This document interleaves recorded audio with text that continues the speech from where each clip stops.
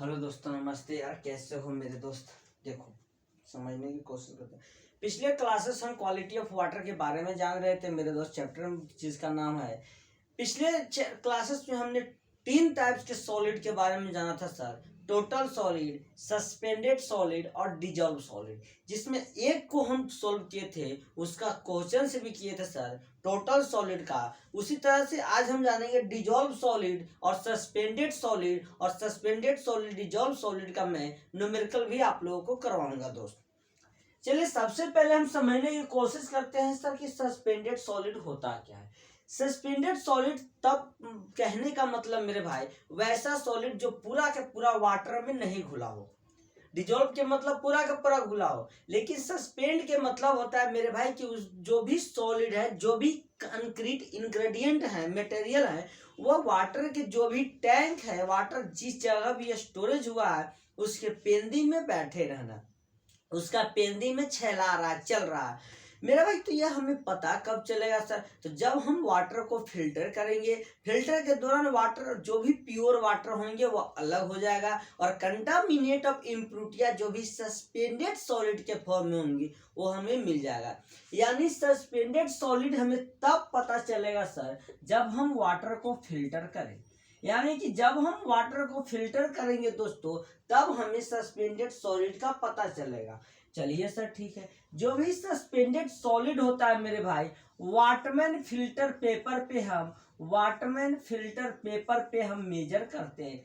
यह एक पेपर आता है सर, फिल्टर पेपर, जिसपे हम मेजर करते हैं, और यह पेपर नंबर 44 में मेजर किया जाता है।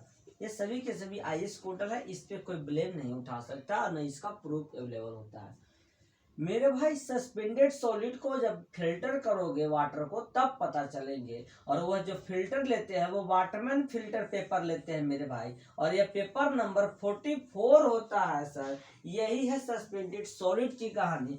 सर, हम फिल्टर कब करेंगे मेरे भाई? मान लीजिए यह एक आपके सामने सॉलिड है मेरे भाई। तो इसमें जो आपके पास अवेलेबल है सर, वाटर है, वाटर प्लस या वाटर के टैंक है मेरे भाई। इसमें वाटर है, एयर है, इम्प्रूटिया है मेरे भाई। और बात अगर करें तो इम्प्रूटिया के फॉर्म में बात करें सर, तो सस्पेंडेड सॉलिड भी हो सकते हैं, डिजोल्व सॉलिड भी हो सकते हैं, टोटल सॉलिड भी हो सकते हैं सर, या अदर केमिकल इनग्रेडिएंट भी हो सकते हैं। लेकिन हमें सस्पेंडेड निकालना है सर, तो हम सिर्फ इसके बारे में डिस्कस करेंगे।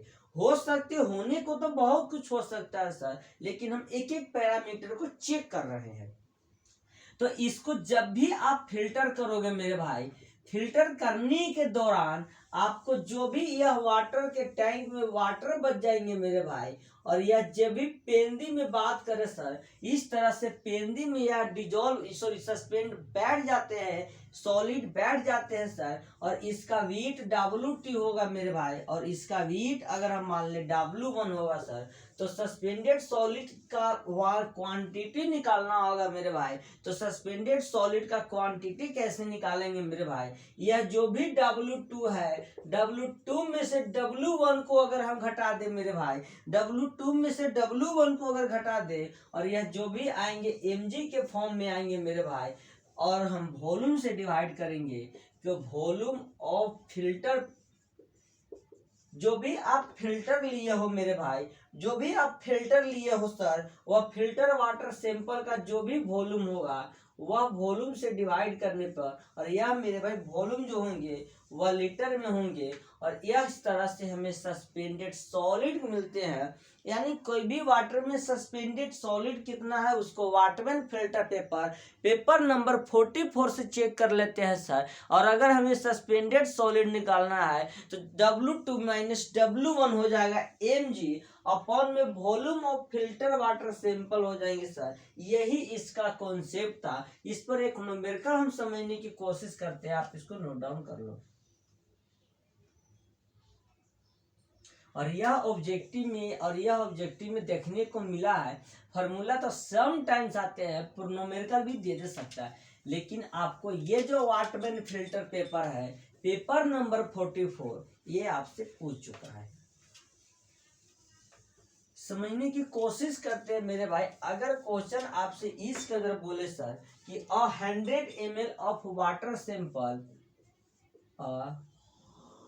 100 ml ऑफ वाटर सैंपल जो है मेरे भाई 100 ml का है, इस फिल्टर थ्रू, इसको मेरे भाई फिल्टर किया गया वाटरमैन फिल्टर पेपर के through, paper number 44,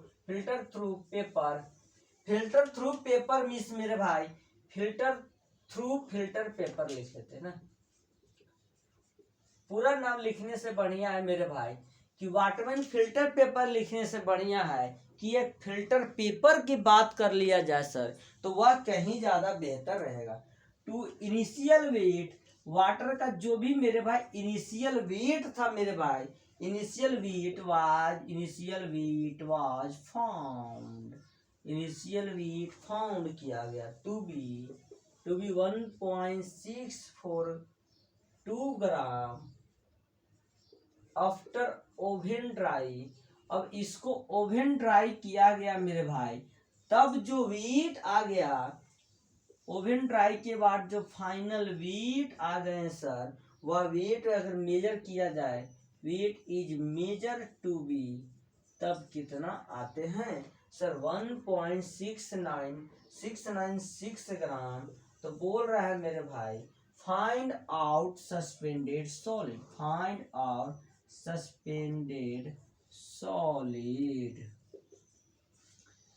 concentration in water,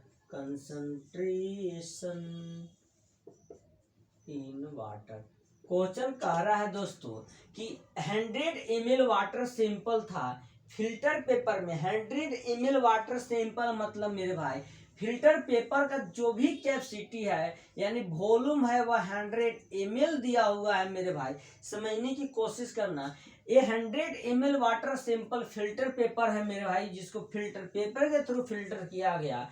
तो स्टार्टिंग में जो वेट था 1.6 W1 जो थे मेरे भाई 1.642 ग्राम था, और वही W2 जो आ गया ओवन ड्राई के बाद जो वेट पाया गया 1.696 ग्राम पाया गया है सर। तो सस्पेंडेड सॉलिड बराबर क्या होंगे मेरे भाई? सस्पेंडेड सॉलिड निकालने के लिए हम अभी जाने सर कि W2 माइनस W1 अपॉन में वॉल्यूम। W2 के मतलब हो गया मेरे भाई फाइनल वेट, और W1 के मतलब हो गया सर इनिशियल वेट। इसको हम किस चीज में डिनोट करेंगे सर? तो इसको हम वेट को mg में और वॉल्यूम को मेरे भाई लीटर में डिनोट करेंगे। ठीक है सर।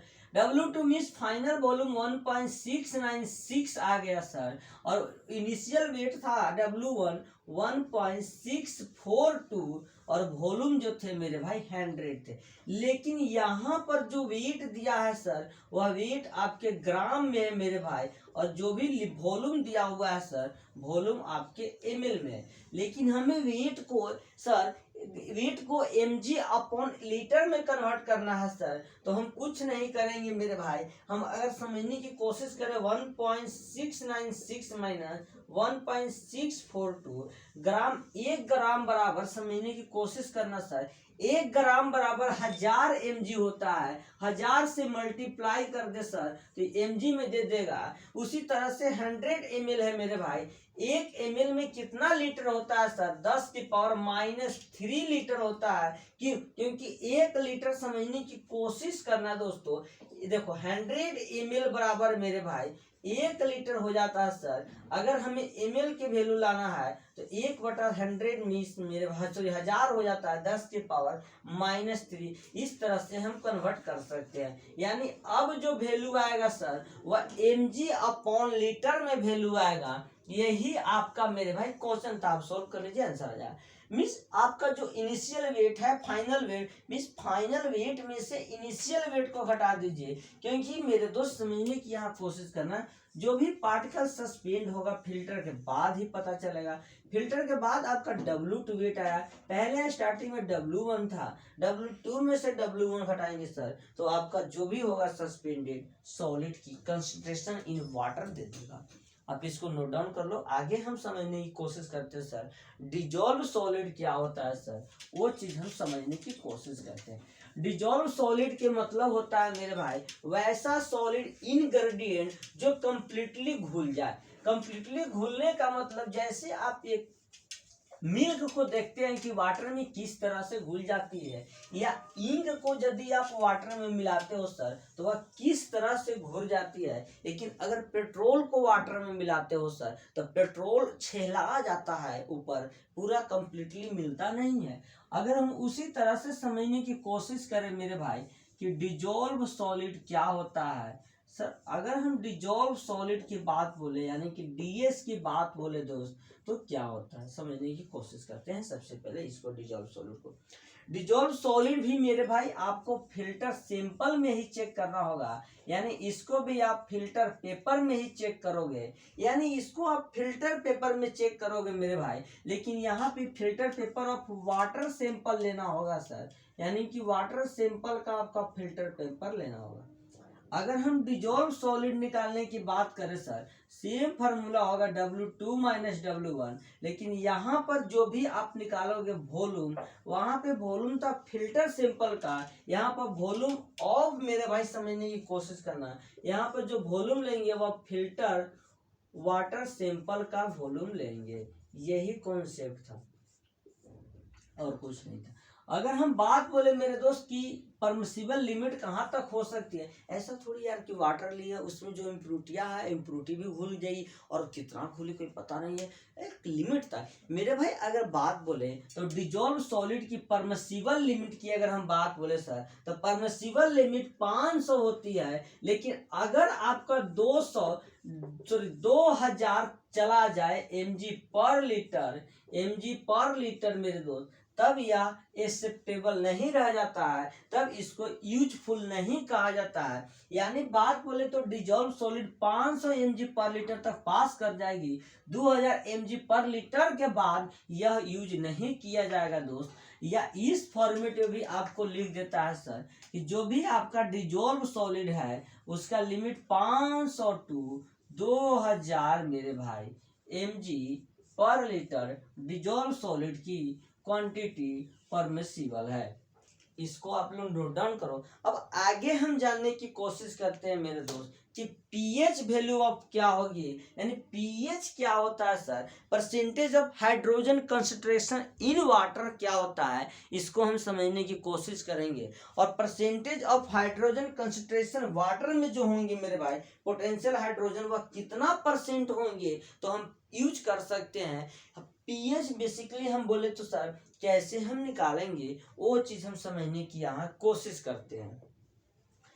कोई भी वाटर में मेरे भाई यदि आप ये बताइए आप एक समुद्र के पानी यूज नहीं करते हो, लेकिन आप एक चापाकल का पानी यूज करते हो, आप एक बोरिंग का पानी यूज कर सकते हो सर, तो कारण क्या है वो अलग बात है सर कि कंटामिनेट ऑफ इम्प्रूटियाँ अलग अलग होंगे तो यूज भी अलग अलग किए जाएंगे, लेकिन कहीं न कहीं जाकर पीएच का वैल्यू भी इस पे डिपेंड करता है मेरे भाई।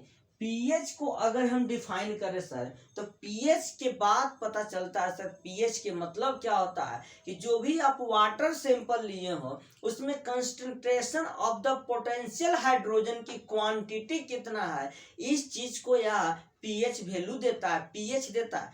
और पीएच देने के कारण यानी वैल्यू देता है उसी को बोलते हैं पीएच। अगर हम बात बोले सर कि ड्रिंकिंग वाटर के लिए पीएच, यह पीएच का मतलब आपको समझ में आ गया होगा, फिर से समझ लीजिए कि potential hydrogen concentration in water यह बताता है पीएच। पीएच अगर बात बोले मेरे भाई तो एक ड्रिंकिंग के लिए ड्रिंकिंग पर्पज से यदि आप वाटर यूज कर रहे हो तो उसका पीएच वैल्यू सर 6.5 से लेके 8.5 होने चाहिए। अगर आप यह बहुत बार एग्जाम में भी पूछ चुका है, अगर आप ड्रिंकिंग वाटर की बात कर रहे हो सर तो पीएच वैल्यू 6.5 से मेरे दोस्त 8.5 होने चाहिए। यह पीएच वैल्यू अलग अलग वाटर के लिए अलग अलग होती है। जैसे समुद्र की बात बोले मेरे भाई, समुद्र में 8.5 से 10 के अप्रोक्स या 6 से 8.5 भी दे देता है सर। समुद्र की बात करें यानी सी की बात बोले उसी तरह से अलग अलग क्वांटिटी अलग अलग पीएच वैल्यू होती है मेरे भाई। परसेंटेज ऑफ हाइड्रोजन कंसंट्रेशन अगर हम बात बोले सर एक चीज समझ लेते हैं कि पीएच को जो डिनोट करने का सिंबल है मेरे भाई पी के पावर में एच, ऐसे कभी मत करना। पीओएच या पीएच को डिनोट करने का पावर है पी के पावर एच।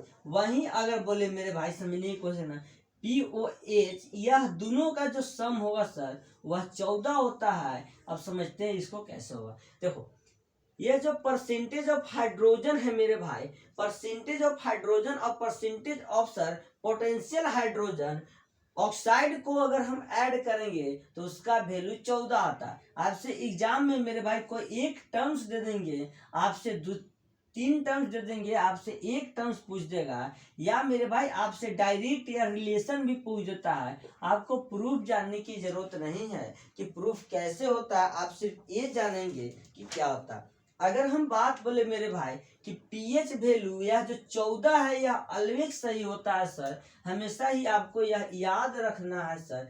अगर हम बात बोले मेरे भाई कि अगर पीएच वैल्यू 7 के बराबर है किसी भी वाटर का, या पीएच वैल्यू 7 से बड़ा है किसी भी वाटर का, या पीएच वैल्यू 7 से छोटा है किसी भी वाटर या लिक्विड का, तो वह क्या क्या होगा।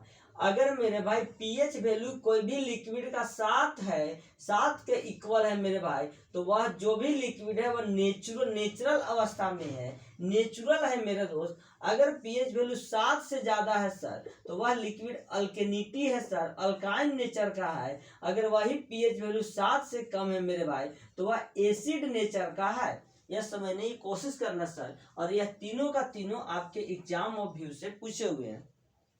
अगर पीएच वैल्यू कोई भी लिक्विड या वाटर का 7 के बराबर है सर तो वह नेचुरल स्थिति में है, लेकिन अगर 7 से बड़ा बात करें सर तो वह अल्काइन नेचर का आ जाता है, अल्केनिटी नेचर का आ जाता है। लेकिन 7 से अगर हम छोटा कहें सर तो वह एसिड नेचर का आ जाता है, एसिड नेचर का आ जाता है। ये था कॉन्सेप्ट। चलो देखो अब अगर हम बात समझने की कोशिश करें सर, इसको आप नोट डाउन कर लो।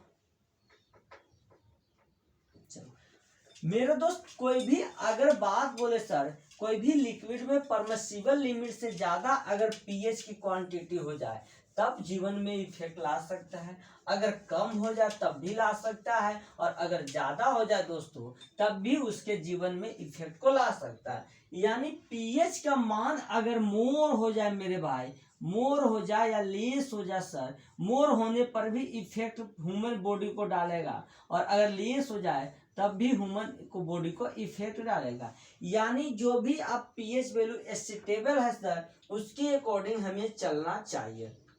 देखो अगर हम बात बोले मेरे भाई कि कोई भी लिक्विड में एसिड की मात्रा ज्यादा है, मीन्स अगर बात बोले मेरे भाई कि वाटर में एसिड की मात्रा ज्यादा है तब यह क्या इफेक्ट लाएगा, और अगर कोई भी चीज में मेरे भाई अल्केनिटी की मात्रा ज्यादा है, अल्केनिटी की मात्रा ज्यादा है तब यह इफेक्ट क्या लाएगा। अगर किसी भी वाटर या किसी भी लिक्विड में एसिड की मात्रा ज्यादा है मेरे भाई तो वह कोरोजन लाएगा। समझने की कोशिश करना, वह कोरोजन लाएगा, और उसके बाद मेरे भाई टोब्रुकुलेशन ला देगा सर। अब अगर बात बोले सर अल्केनिटी के कारण मेरे भाई, अल्केनिटी के कारण स्केलिंग हो जाएगा, किसी भी वाटर का स्केलिंग होगा सर, या इनक्रोस्टेशन हो जाएगा। यानी मेरे दोस्त किसी भी लिक्विड या वाटर में एसिड की मात्रा ज्यादा है सर, एसिड आ चुका है तो वह क्रोजन लाएगा और टर्बुलेशन लाएंगे सर। और वहीं बात करें अल्केनिटी आ जाए सर तो स्केलिंग आएगा और इनक्रोस्टेशन आएंगे। यह बीमारी, यह कारण मेरे भाई आ जाते हैं। ठीक है, चलो मेरे दोस्त आज का सेशन यहीं तक रहते हैं, हम नेक्स्ट क्लासेस में मिलते हैं। For love you, bye bye. Next classes में क्वेश्चन आपको बनाने हैं पीओएच और पीएच पर कॉन्सेप्ट पे। So thank you love you.